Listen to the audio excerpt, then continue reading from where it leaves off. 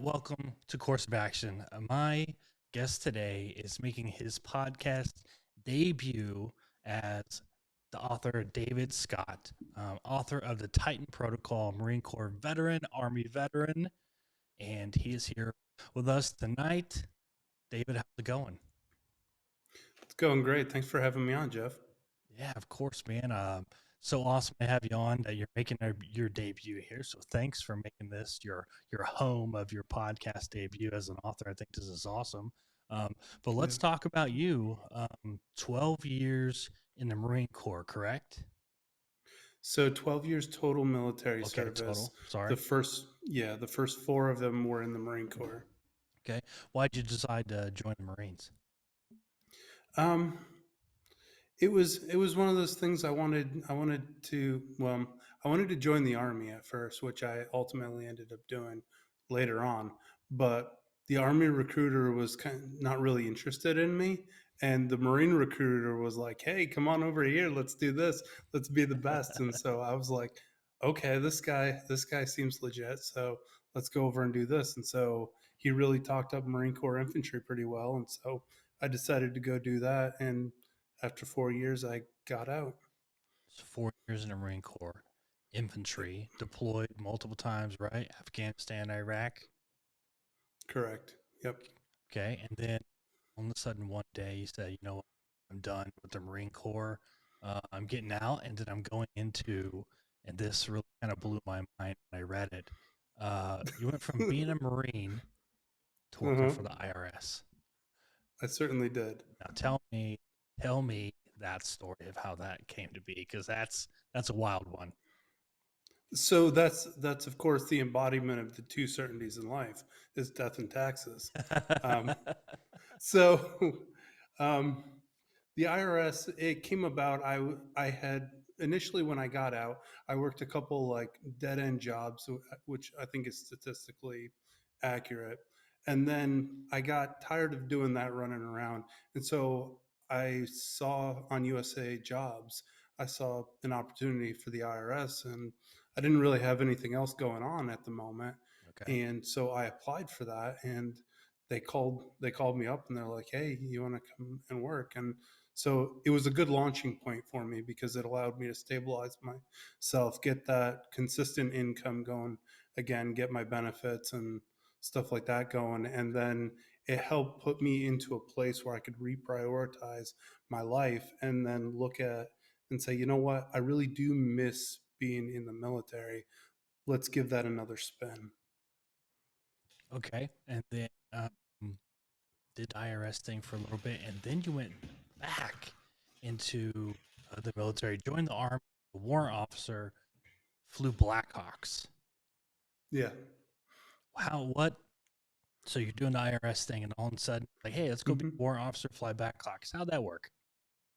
So when I was at the IRS, the I'm working with the all of these tax examiners, and I just started getting really, really frustrated because I had topped out in my pay grade there, and I'm working with people that are telling me, "Hey, I can't do my job," and I'm like, "Why can't you do your job?" "Oh, because we can't print our reports." "Why can't you print your reports?" "Well, because the printer's out of paper." "Okay, go put some more paper in there." "Well, I can't do that. That's not my job. That's not my job." And I'm like, really, really, Somebody's like job. you you can't take that kind of personal responsibility, and so you're just going to sit at your computer all day because you can't print. So I got tired of that, and so I decided that I wanted to go back into the military, but I was tired of carrying around heavy things as Yep. Marine Corps infantry. And so I was like, what is the furthest thing away from being in the infantry? Well, it's obviously aviation, Yeah. and they fly around everywhere. And From being so, on the ground to being in the sky. yes.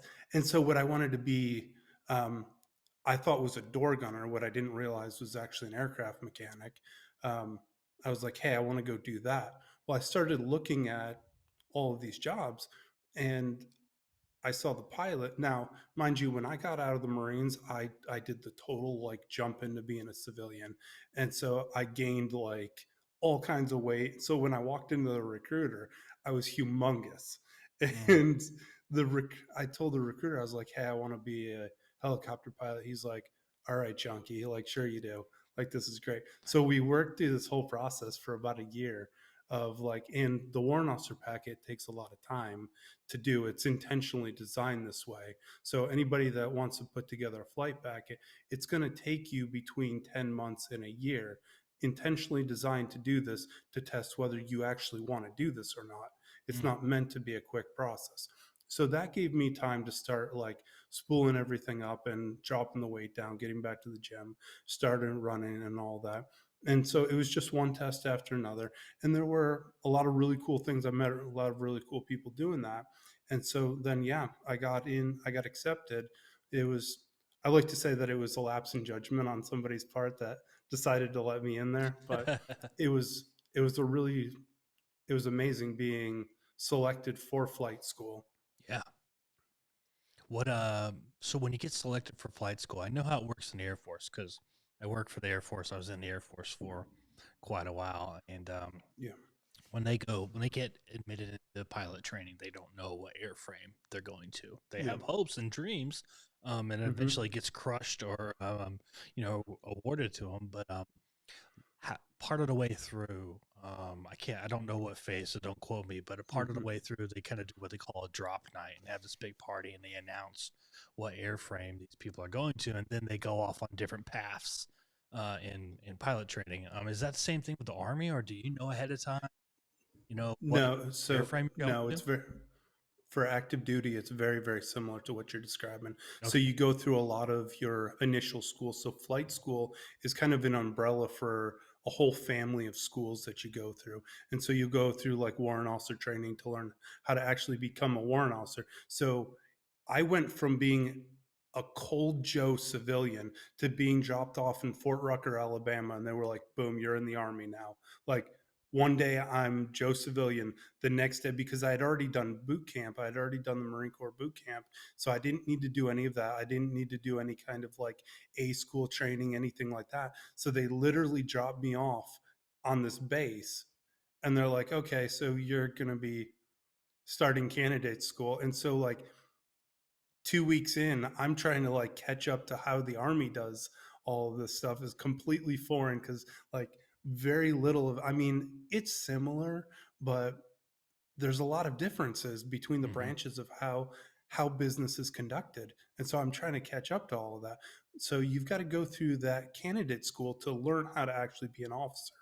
And then after that you go through like SEER training and a bunch of different like academics. But once you go through your initial like flying in a helicopter and doing like crazy stuff, like it's absolutely nuts. You would never believe it, people don't believe it when you start flying a helicopter. This guy picks you up off the ground, 3 feet off the ground, puts you in a hover, and then like, okay, you've got the flight controls. And I'm like, I've never touched this thing in my life. You've got, and just wow, wow, wow, wow, all over the place. But Wow. after, yeah, but after that, then yes, you have aircraft selection. So everything that you do is graded. All of your academic tests, your PT tests, all of that kind of stuff is graded and put into a big score. And then the people with the highest scores get to choose their airframe first. And then as you go down the list, there become less and less options. And the guy at the bottom of the list doesn't get to choose his airframe. He gets to choose whatever's left. I was fortunate I got what I wanted.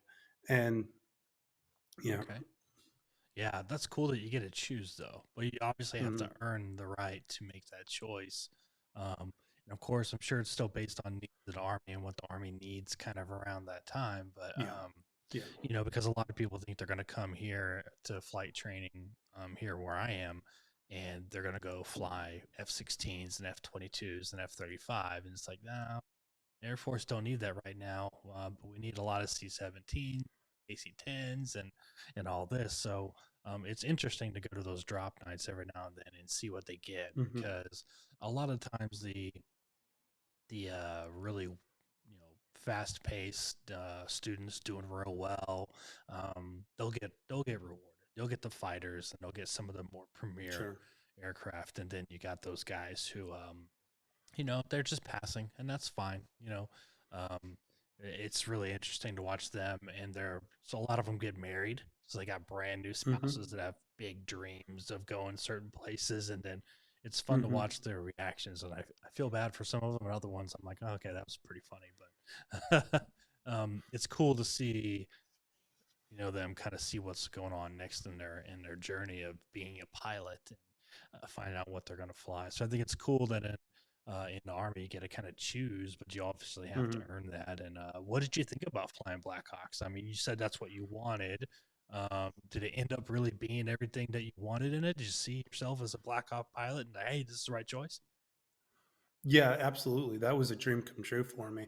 I loved flying Black Hawk. Like I would still be doing that, right? So I I was disqualified about 7 years into my flight due to medical considerations.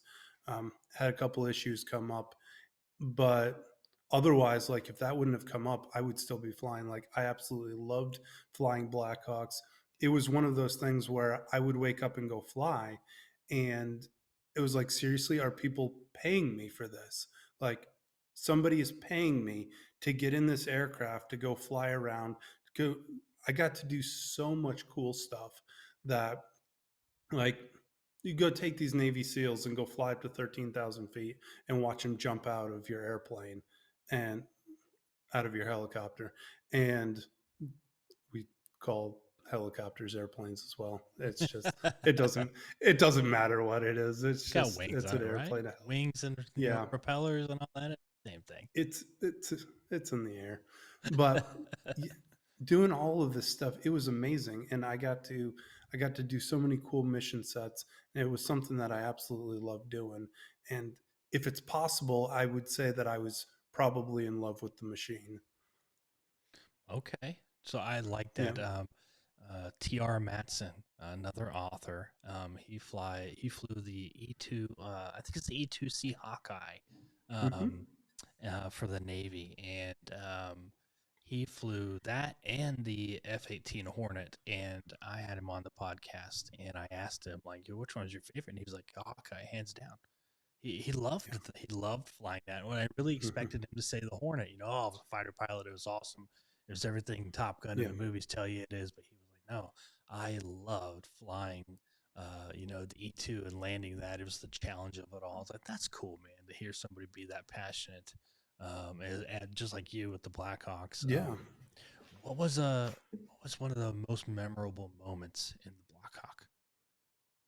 So one of the coolest moments that we ever got was it was a Make a Wish flight, and it was in Hawaii. And this kid wanted to be a soldier for the day, and so they brought him into Hawaii. And there was so much paperwork, so like all of this stuff that had to take place just to get a civilian onto a military vehicle, particularly a military aircraft. But we coordinated with Honolulu Flight Control. We got the entire airspace for like 15 minutes, got it all shut down. I mean, that aircraft was going places where probably nobody else has done. Like we could get low over the Arizona, flying like right. We showed him everything. It was the best thing ever. And then we landed at an artillery range. He gets out and goes and like shoots these artillery guns off, take him somewhere else to go do stuff. So that was probably the most rewarding thing, to get him to see him be able to like, he was just in awe of everything. Like they picked him up from the airport in a Humvee, and Mm, just seeing the whole process and all of that. I mean, there's been a lot of like really cool stuff that's taken place, but that was probably the most rewarding of it, is really and just to connect with a person and get to see their dream come true. yeah, that's awesome. It's unfortunate that it's what the Make a Wish program, and Yeah. those folks obviously have some life-threatening illnesses and limitations. But very cool to be a part of that, and Yeah. what a cool place to get to do it in too, right there, and Hmm. go see all that history and all those landmarks, and that's really cool. So let me ask you this: um, you went from flying Blackhawks, and eventually you had to leave the army. And Yep.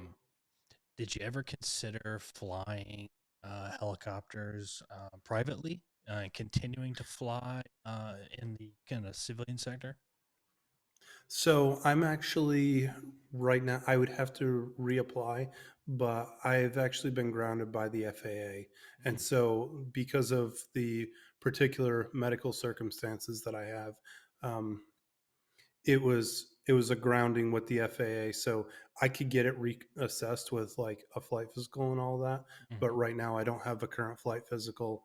And when I got out my for civilian sector, my hours are I've got about 700 hours total, but that's still on the low side for a civilian helicopter job. They're Okay. usually looking for about 1,500 to 2,000.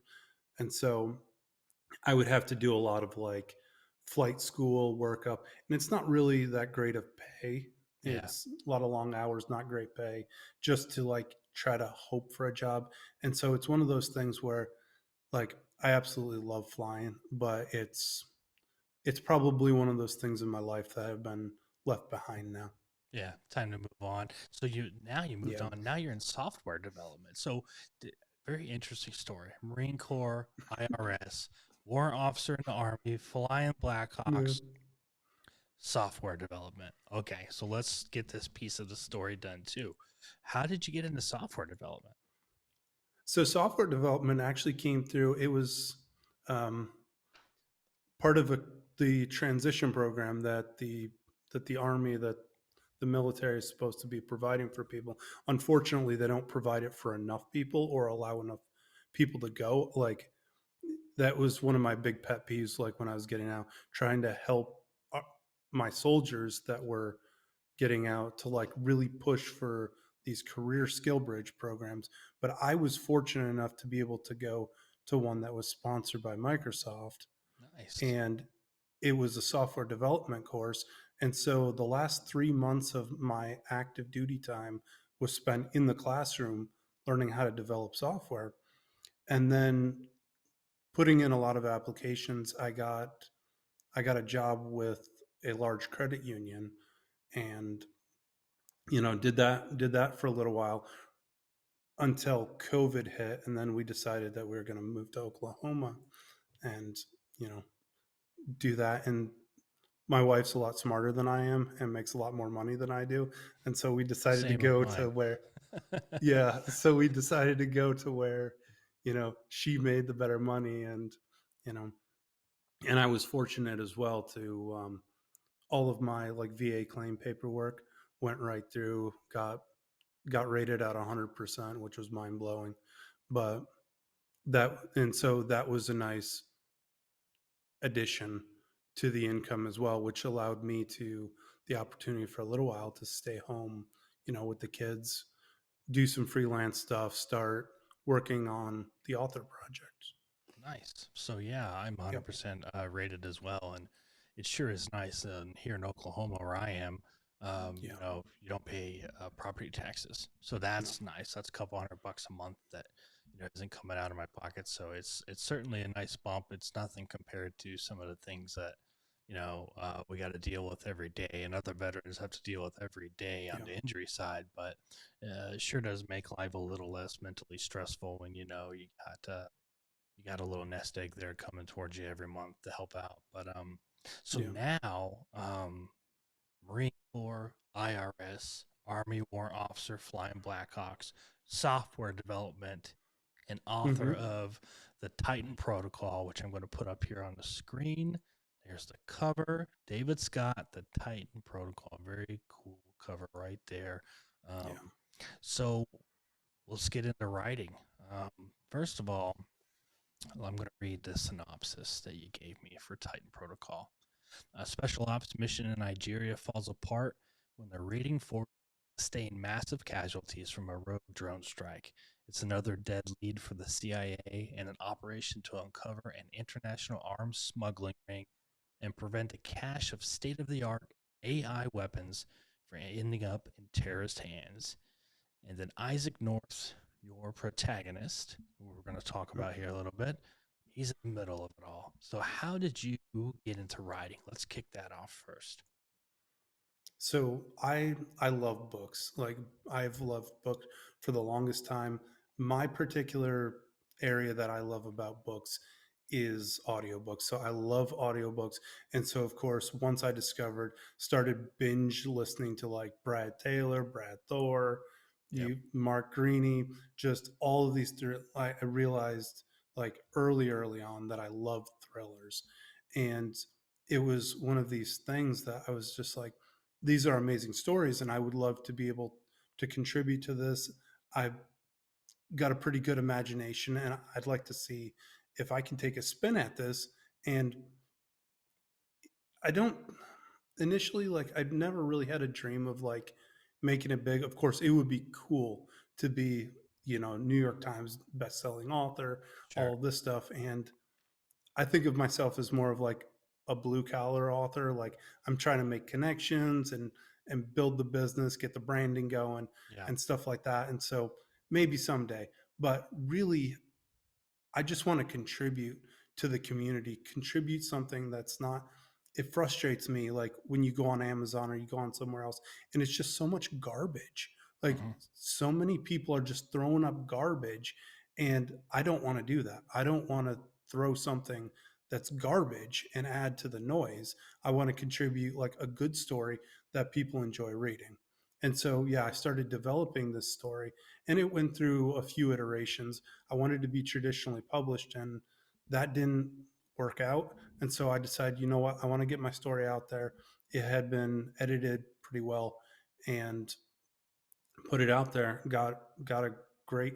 I'm very happy with the cover. I have a professional graphic designer who put that all together for me, and yeah. So the story I started coming up with like what if scenarios, and so started building it around my protagonist, Isaac North. And he's kind of a composite of a lot of people that I've served with, I've worked with. Some of his sense of humor is based on me. I am 100% not Isaac North.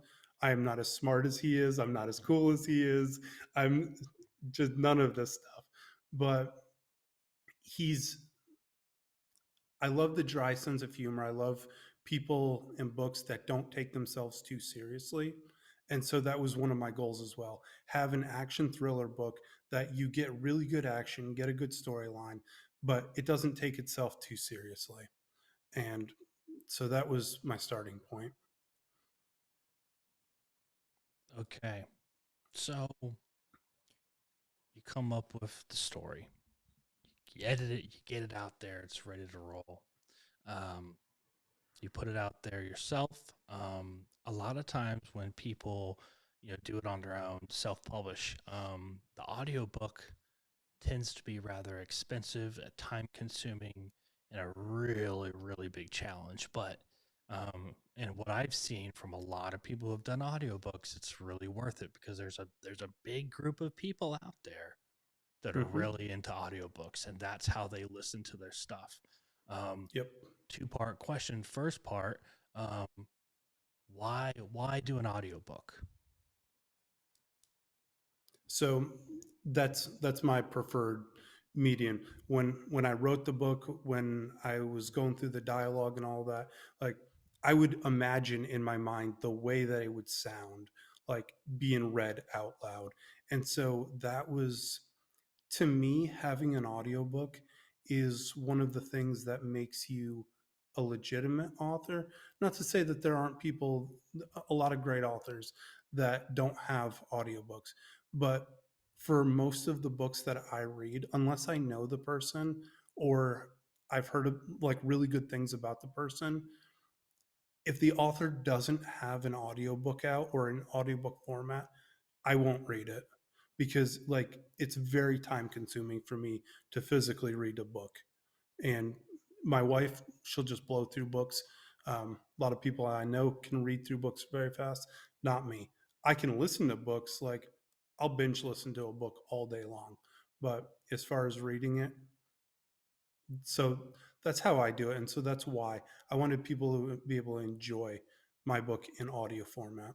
Give them that other option. We're Mm-hmm. so fortunate Yep. now that we have paperback, hardback, ebooks, Yeah. audiobooks. So, um, I'm not a huge audiobook person, but I have a short drive to work. So, I can't listen to about more than 10, 15 minutes of an audiobook. So, it might take me a week to get through a 45-minute episode of a podcast, Mm. I struggle with audiobooks, but I know so many people who believe in them. And I know so Hmm. many authors like yourself who are like, yeah, I didn't question doing an audiobook when I published my book on Amazon or did it myself or whatever I chose to do, or went with a small indie publisher and they pushed really hard. They said, we're doing an Hmm. audiobook, and it paid huge dividends because they tapped Yeah. into that fourth dynamic of people who Hmm. said, I don't have time to flip through pages. I don't have time to flip through an e Yeah. reader, but I have plenty of commute time or downtime where I can just turn it on and listen. And it just hits that spot. So, my second question is, how did the audiobook process go? Let's start from the beginning. How did you pick the voice? You know, and where did you kind of get started from there? So the voice actually picked me. Um, Nice. so I wanted to do an audiobook, but as you mentioned, the audiobook can be expensive. And so anybody that's looking to create an audiobook, if you I have just this life mantra that if you're going to do something, do it right, do it professional, do it well. And that's how I felt about the audiobook. So I did a lot of research about this, and I found out that a typical narrator is going to charge between $200 and $400 per production hour. And so like that's going to stack up to be quite a bit of money. And so Hmm. you've got an 8, 9 hour book, you're talking, you know, $3, $4,000, Sure. if not more. And so I wanted to do that, but I was like, it's kind of tight. Maybe I'm going to wait until I've sold some more books and then start putting it towards that. Well, Kyle Tate reached out to me and he's like, hey, have you ever considered doing your book in an audio format? Because I'd been running advertisements on Facebook and stuff. And I was like, yeah, I have, but I haven't found a guy. Yeah. And he's like, well, can I do some samples for you? And he did voice samples, and I mean everything that I asked of him.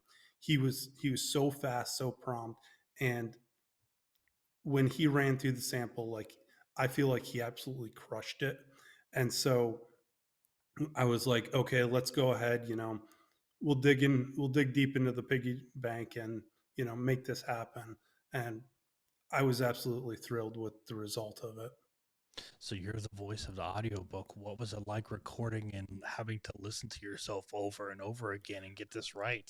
uh, oh, no, no, I'm sorry, the narrator is Kyle Tate. Oh, okay, I'm sorry. I thought he did the production. Okay, so what was it like hearing somebody read your work and kind of wanting to critique, not critique? Mm-hmm. Like, how did that go? Hearing your story played back. Honestly, it was like really, really cool. It was experiencing my story in a different way because when I read things, because, and I mean, you know this, when you're going through your book, you see what you're supposed to see. Hmm. Your brain already knows what's supposed to be there. You know all the feelings, the emotions that you're supposed to be having. And so when I physically read through my book, I'm not really experiencing it anymore. But when I heard somebody else reading the book, it allowed me to enjoy the story for the story. And I'm an absolute nerd, and I listened to the story through the whole thing, like 100%, listen to that thing the whole way through. And I told my wife, I was like, I think I wrote a pretty decent book. And she's like, yeah, it's not the worst thing I've ever read. I'm like, oh, okay, thank you for that. They spouses have the best comments sometimes. It might be a Hmm. little offhanded compliment, but Yeah, you know what? Timely. My wife's the same way. She'll drop one of those rare gems where it was like, uh, I I know you're proud of this, but I think it's okay. It's like, yeah, ouch. Thank you for your it's support. it's But the okayest thing I've ever read. so you got the book out there. You got the Yep. audiobook out there. It's on the shelves, so to speak. It's out Hmm. there evolving, rolling around in people's book clubs. What was the feedback like when it kind of first hit the streets? So I was blown away about the reviews that I was getting. Um, it made me smile the other day. I got my first 2-star review, this Nice. first 2-star rating. They didn't bother leaving a review for me, which I was a little disappointed about. Mm, But I was like, okay, so this is nice. This makes me feel legit now. But I mean, yeah. across the board, like they were, and so one of the reviews that I got, I've actually got a couple of them now from Best Thriller Books, and those guys are amazing. Like they come Yes, up they with are. some of the best books and love them, but they did reviews on the book and I was blown away. I was like, are you reading the book that I wrote? Because it was hard to honestly, like it was hard to process it Sure. because it was just really great feedback and excellent reviews. And so I guess it's kind of getting a little bit of an imposter syndrome of like, I don't really deserve this. I didn't do all this. And this is where my wife comes back in. She's like, no, no, you did. You wrote a good book. And like, okay, well, and that's another good thing that wives are for is to reinflate your ego when Hmm. you know, Absolutely. I when don't it think you needs to. made it if you haven't gotten a negative review, especially when someone Yeah. just pumps the stars in there and hits submit, Yep. and then take the time, and that's what I think maybe makes me the most irritated with reviews is that anybody can go on there and leave a dirty review, and it Mm-hmm. has no merit at all.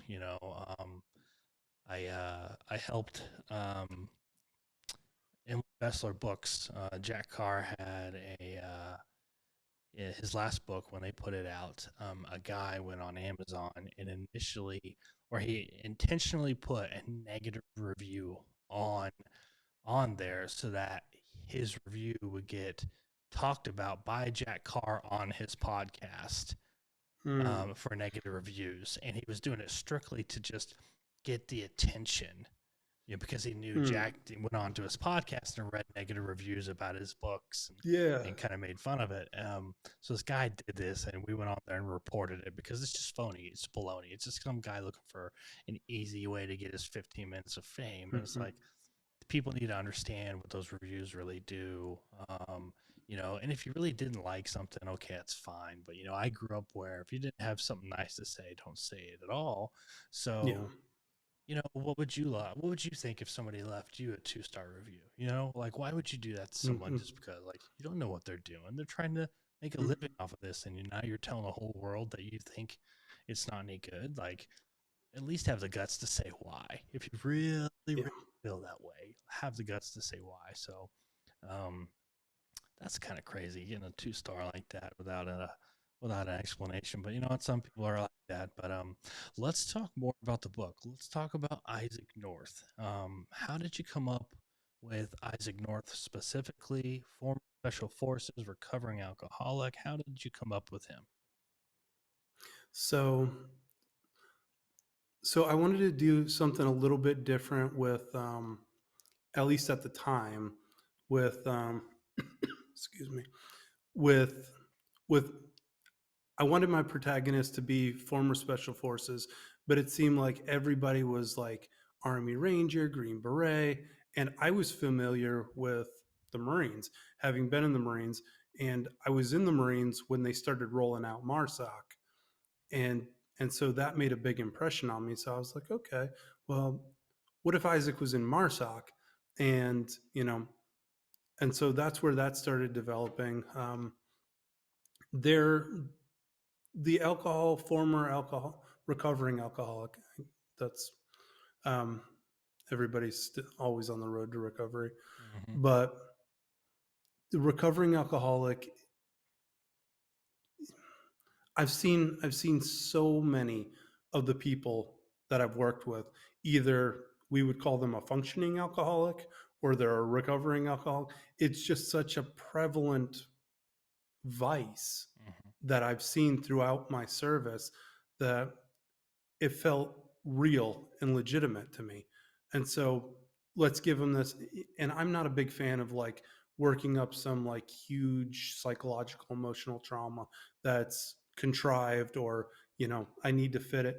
And so I came up with that and started walking through, okay, how's he going to start dealing with situations if he has these problems? He's got these anger management problems.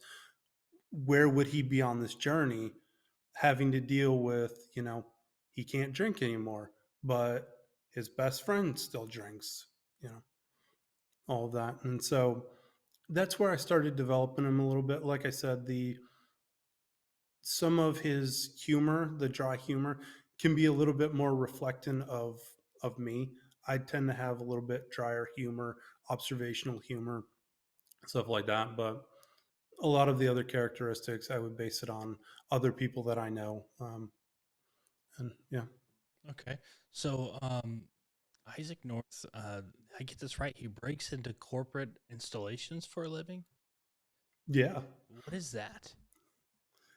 So I first became aware of this even being a thing when I read Richard Marcinko's Red Cell books. Hmm. And so I started reading about, like, wait a minute, there's a Navy unit that tests security. And then as I started doing like more research, and this just became very interesting to me, of like, you can do penetration testing and you can get paid to breach somebody's security. And so what would that look like in a corporate world setting of where we have contracts, and I come to you and I say, okay, well, I'm going to test your security. Okay, so how are we going to go about testing this? And, the escalation of working things up, having all these legal contracts of, no, I can't like shatter your windows to get in here, Hmm. but I can use social engineering to get in, or I can eventually work up to like hacking your system. And so one of the chapters, they do proposal, a business proposal, and they do it by illegally entering the business establishment, just kind of as a demonstration of, here's what we can do. Now let's talk business and what else we can do for you. Okay, so we got a drone strike, massive Yep. casualties. It's a dead lead for the CIA. State of the art AI weapons. They're trying to keep out of terrorist hands. And you have Isaac North's for special forces, corporate breaking and entering guru, Mm-hmm. recovering alcoholic, right in the middle of it. So without giving it away too many spoilers, how does he get in the middle of all this mess? His best friend was on the failed CIA raid, and so his best friend was on a Marine task force that was assisting the CIA, and drone strike happened, and so now he's learned about this and working things in. It turns out that the company that he's testing, you know, there's involvement, and so he becomes involved through the course of his work. Okay. So is this book one of Isaac North? What are the plans for the future? Book two, three, more audiobooks? Tell us kind of the plans going forward. Yeah, I'm writing book two right now, um, and from everything that I've heard from people, they're happy about that, because everybody that I know as soon as they finish the book, because they'll send me an email, text message, and be like, "Bro, I hate you. I hate you right now," because I left with that kind of an ending. And so yes, so book two is about halfway through the rough draft right now.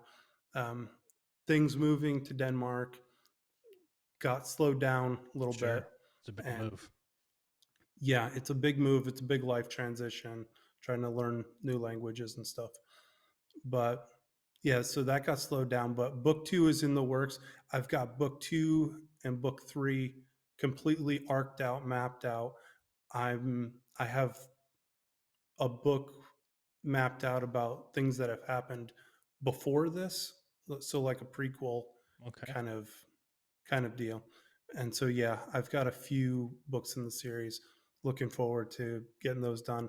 I would love to do audiobooks for all of this. We're gonna have to see how like sales and a Yeah. lot of this stuff turn out, but yeah, it's all in the plans to be doing audiobooks and this other stuff.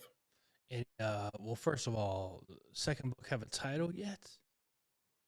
It's got a working title, but the so even the Titan Protocol was I had it I was calling it something. I was calling it Peregrine Diving for like a year Hmm. and a half, and then marketing research showed that that wasn't resonating very well with people, and Hmm. so it got changed to the Titan Protocol because people were looking at it and they're like, I don't even know what that's about. Like Right. that doesn't make sense to me. And so my working title is Honey Badger, and anybody that's familiar at all with the military would be familiar with the video of the honey badger and the cobra like Hmm. getting bit, and there's a lot of like Isaac North being honey badger doesn't care scenarios coming up like that. And Okay. yep, So, that's any idea of when it might launch? I know you're halfway through the second draft, or the first draft's kind of early, but uh, maybe a time or a dream date that you'd like to launch it. I would love for it to launch early, so like March, April of next year. But I mean, if I put the pedal to the metal, I could probably get it out sooner. But there's of course there's scheduling considerations with the graphic designer, getting my editor Hmm. back up, and you know the whole team. Like I've got some amazing people that I work with, but it's contacting everybody, getting all of this stuff scheduled, and Yeah, yeah. making it all So I happen would, on a timeline. yeah. So I would love March or April, but we'll have to see what happens. Okay, so where can everybody go to stay in touch with David Scott and be the first to know when the second book, Honey Badger, obviously, working title, but I love it. Yeah, Where can people go to find out more about you, stay on the loop, newsletter, yeah, drop all the socials and the website, man? yeah. So the main place that you can go is davidscottbooks.net, and that's a hub that'll bring you to my social medias. I'm on Instagram, Facebook at David Scott Books. Um, that's those are really the main places that you can go. I think now on Amazon and Audible, so I am on Audible. You can go on there and you can follow authors on Audible. Click and Audible will let you know when something new by the author pops up. And so I've got a number of authors that I follow and that pops up. So you could follow me there and on Amazon. But yeah, those are the places that you can find me. Okay, davidscottbooks.net, right? Yep. Go find him on Instagram. Go find him on Goodreads and Amazon. Go pick up a copy Yeah. of the Titan Protocol today. Want the ebook, a hard copy in your hand, or you want Yeah. the awesome audio book that he's got out there. Mm-hmm. Um, Go grab a copy, leave a 5-star review, not a 2-star Five review. star. 5-star review. Have some nice things to say. Share it with your family. Go Yeah. stuff those stockings, with a copy of Mm-hmm. it. And stay tuned to David Scott because he's got some awesome things going on. David, man, appreciate you coming on today. Thank you so much. Again, go to davidscottbooks.net. And thanks, man. Just appreciate it. Yeah. Thanks so much, Jeff. It was great to be on here.